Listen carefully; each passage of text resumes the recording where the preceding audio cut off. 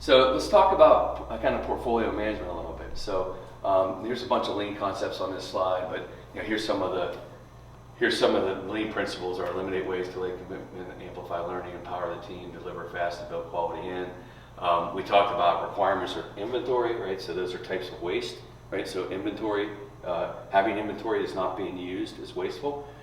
Finding information is considered motion in lean. So anytime you have to go find information to get unblocked to do something, that's like unnecessary motion in lean. So you're seeking information. So this is imagine that we're now managing a product portfolio, okay? And so we have our backlog boards, we have our WIP boards, but we also have this product portfolio planning room where we have all the high-level goals of the company and division and all the demand that's coming in, and we're decomposing those. So on that wall we might have, okay, here's ideas that we don't know how big they are. Here's a big idea that we think, okay, this project's it's about the same size as Texas, or no, it's small like Massachusetts. So we have some kind of a back of the napkin about how large this product or this product request is at a high level. You then take it and you put it in your shopping cart and say, okay, I want to get funding for this. I want to make an argument that my knowledge workers are actually going to build this product.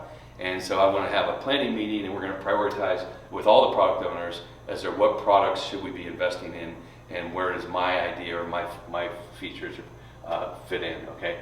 And then at some point, right, that you get approved, right? And I make a promise, and I say, okay, you know what, Amy, we are going to build that for you, okay? That all the other products agreed that your product delivery is more important than the other product delivery, so we're going to start getting this thing ready, right, to queue up for the team. So at what point, right, should at a minimum your cards, you make your products visible? Okay, it's right here, because as soon as I made a promise, you're in line. Okay, and now Amy has an expectation we're going to build this thing, and doesn't want to hear that, well, everybody kept cutting the line, right? And so that's one of the reasons when we do product portfolio management is we don't create too much product backlog, because if everybody had to get their objectives filled, no, that's not possible, right? Because everybody's trying to exceed expectations, because that's how we do corporate management, right? We set goals for the year, outcomes for the year, and then we try to measure against those, and everybody submits all their projects, all their products, and they're constantly trying to get a limited supply of knowledge workers to actually execute on those, and it's just not possible. You have to figure out how to say no. And so you could, right, as soon as I approve that project and I start creating all these feature sets, right, I could even put a WIP limit on that in my portfolio room and say, all right, well, we're never going to have more than 1,000 cards approved at one time, right? We have 10 Agile teams. They're averaging 20 cards each, so we're averaging about a pace of maybe 100 story points every 2 weeks. So why would we decompose all these projects into story cards, right?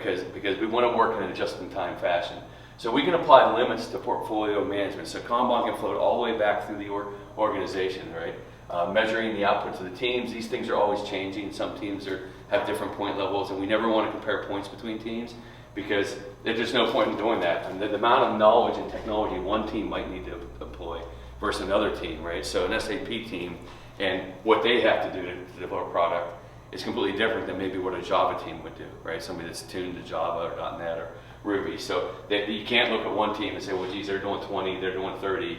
The 30-point team has more throughput, therefore they're a better team. No, it's just how their knowledge flows to their team and how many constraints they have and how efficient they got at actually being a team, okay?